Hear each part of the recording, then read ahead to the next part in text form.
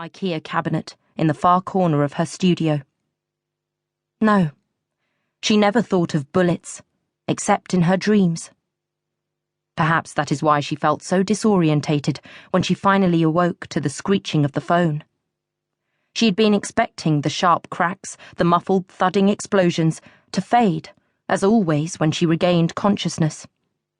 Instead, as she shook the drowsiness from her mind, the bullet pops continued, punctuated by other, more animalistic sounds, shrieks, screams cut off abruptly, snuffling sounds of herds moving beyond her door, dull thuds of bodies, or something else, hitting the heavily carpeted floors.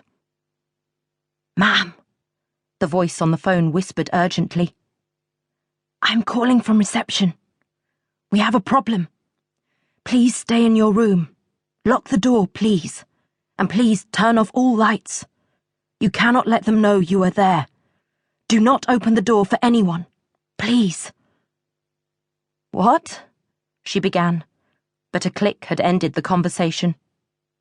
Fighting the drowsiness, Sam lay in bed, cradling the receiver against her ear, trying to make sense of the call, trying to remember how long or even where she had been sleeping, even as the sounds beyond her door took on a terrible familiarity.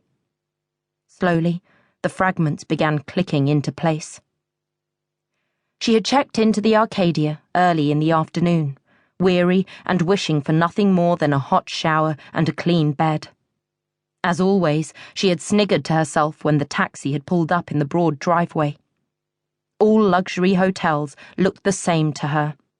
Obscenely wide carriageways leading up to broad, gleaming steps, vast, cold lobbies and atria glistening with marble and brass and crystals. The rooms all done in similarly nondescript wallpapers, apparently to heighten the sense of luxury. The same large mirrors, the state-of-the-art entertainment systems, and then, the only thing that ever interested Sam, a sprawling bed with antiseptically clean sheets and fat, fluffy pillows, the kind she would never bother to buy for herself. She always insisted on staying a couple of nights at one of these at the end of an assignment. In her cynical moments, she told herself these luxury hotel stays were a reminder of all that was corrupt in the world, that the men who invariably bought her a drink at the bar in the evening were also the ones paying for the killings beyond the neatly manicured lawns.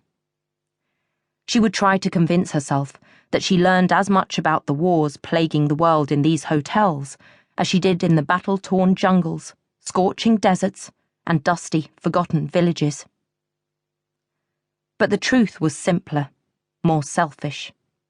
She simply liked the ritual of climbing into a clean bed after a long hot bath and drowning herself in a deep-bottomed bottle of single malt ordered from room service. And even before she shut the heavy drapes to screen out whatever city lay beyond the double-glazed, soundproof glass windows, even before her head, heavy and aching and blurred with whiskey, hit the pillow, she knew her sleep would be troubled, marred by the images her mind could then not keep out.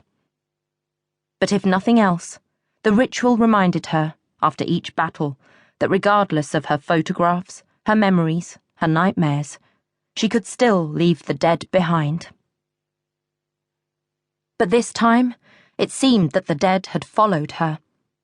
The muffled explosions and rattles of automatic weapons echoed not far beyond her door. Sam tried to clear her head and focus on that strange, abrupt phone call. Then, as she began to return the receiver to the phone, a flurry of steps sounded in the corridor beyond her door. Someone tried the door, roughly rattling its ornate handle, knocking impatiently, repeatedly. In an instant, despite the whiskey haze clouding her mind, her sense of self-preservation kicked in. The phone call hadn't been a prank at all. She lay frozen, holding the receiver just above its rest, as if even its soft click would be loud enough to alert the strangers in the corridor. A few more kicks at the door, and then the stranger moved away. Further away in the corridor, she could hear more knocks.